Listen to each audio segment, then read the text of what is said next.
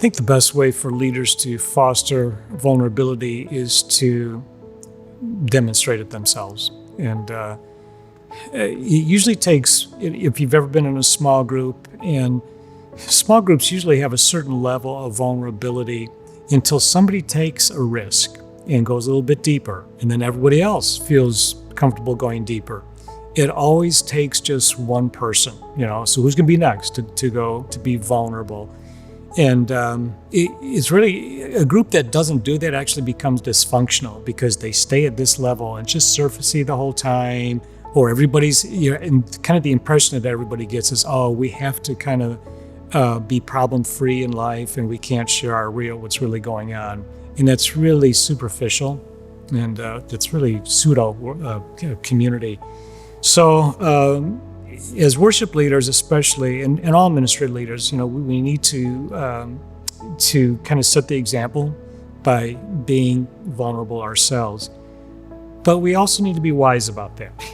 Be smart about what you share personally, what you're struggling with, and make sure it's substantive.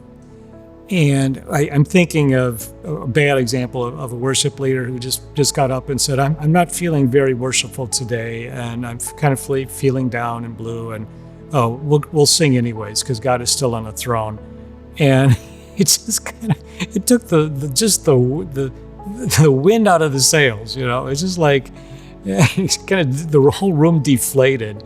And on the other hand, if you share something that you're struggling with, and if you're in the middle of it, okay, and this song is ministering to you, or if you're in the middle of it and you're asking, God, where are you? You can share that. That's okay to be real with that. So just be smart. And because if you are sharing, I discovered this in my own life too, is it was kind of a surprise to me when I started sharing that other people then I would share that they're going through the same thing. For example, I remember one of my biggest personal battles has been perfectionism. And here I am, leading artists, and, I'm dealing with this, and I'm thinking, oh, God, I'm probably the only one, who's dealing with this, but I'll kind of take a chance, and just kind of share some things, but what God was showing me, and, I just need to, I was sharing some things about, I need to, get a perspective on this and, know when enough is enough, not overdo it and see the bigger picture from God's perspective.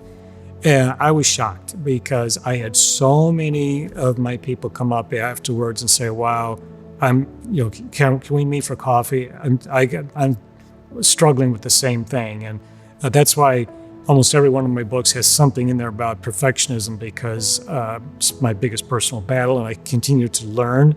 And I've come a long way, but I continue to learn. But what I've discovered with perfectionism and so many other things is that I'm not the only one. And so if you ever think, no, I can't share that, they're going to think I'm weird, or, going to think I'm crazy, or I'm really a bad person, you'll be very surprised.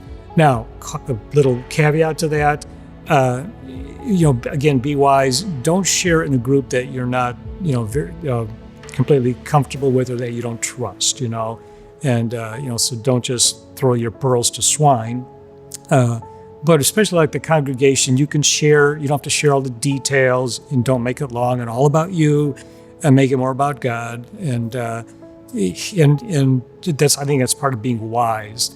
But you will, if you take the first step in being vulnerable, most of the time you set the tone and other people will follow.